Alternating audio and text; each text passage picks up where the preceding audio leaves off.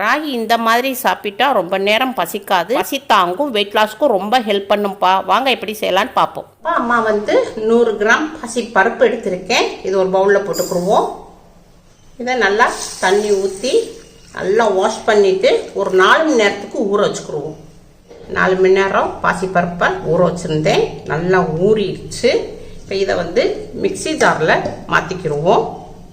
பருப்பை அடிக்கிறதுக்கு ஒரு 2 ஸ்பூன் தண்ணி ஊற்றிக்கிடுவோம். இப்போ மிக்சியில் அடிச்சுக்குவோம்ப்பா.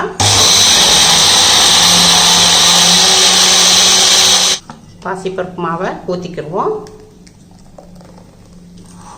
இப்போப்பா அம்மா ராகி மாவு பலசரக்கடையில் தான் வாங்கியிருக்கேன். இப்போ இதில் ஒரு 100 கிராம் எடுத்துக்கிடுவோம். ராகி மாவு 100 கிராம் ராகி மாவு எடுத்திருக்கேன். இந்த ராகி மாவை இந்த பவுலில் கொட்டிக்கிடுவோம்.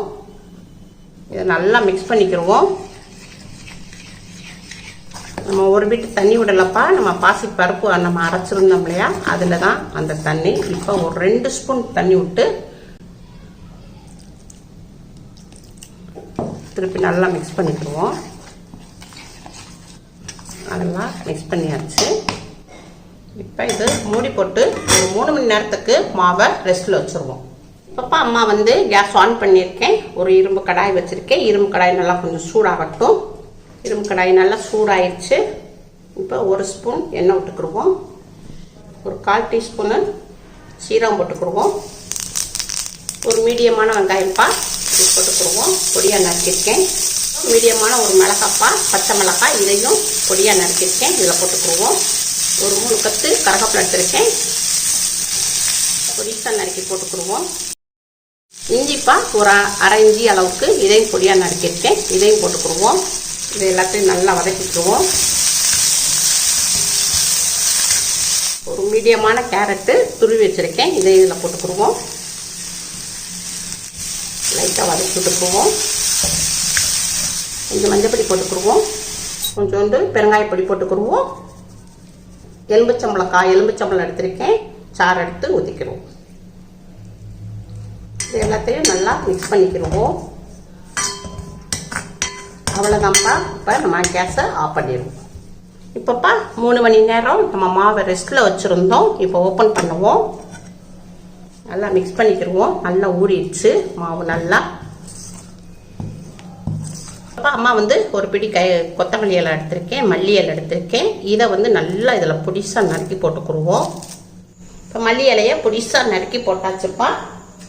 இப்போ நம்ம வதக்கி வச்சுருந்த இந்த கேரட்டை போட்டுருவோம். இதில் கேரட் வெங்காயம் வதக்கி வச்சுருந்தோம் இல்லையா, இதை போட்டுருவோம். தேவையான அளவுக்கு பிங்க் சால்ட்டு போட்டுக்குருவோம்.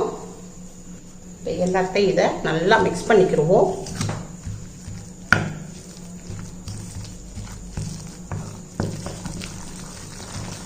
இது கொஞ்சம் கெட்டியாக இருக்குப்பா. கொஞ்சம் நம்ம தண்ணி ஊற்றிக்கிடுவோம். நல்லா மிக்ஸ் பண்ணிக்கிடுவோம். இப்போ நம்ம கேஸ் பக்கம் போயிடுவோம்ப்பா. நான் கேஸ் ஆன் பண்ணியிருக்கேன். ஒரு தோசை தவா வச்சுருக்கேன். தோசை தவா கொஞ்சம் சூடாகட்டும். தோசை தவா சூடாயிருச்சு. எண்ணெய் துணியை வச்சு நல்லா தேய்ச்சிக்கிடுவோம். இப்போ நம்ம ரெடி பண்ணி வச்சுருந்த மாவை ஊற்றிக்கிடுவோம்.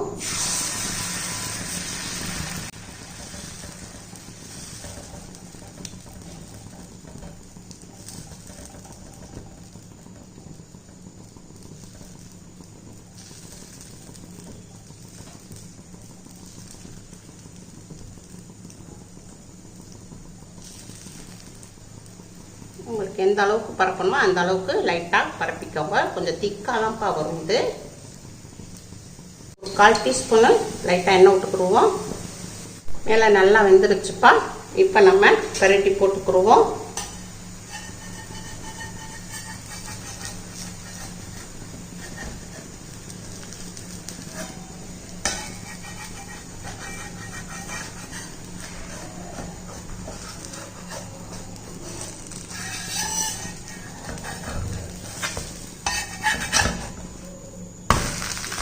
பெரட்டி போட்ட பக்கம் ஒரு 2 நிமிஷம் நல்லா வேகட்டும்.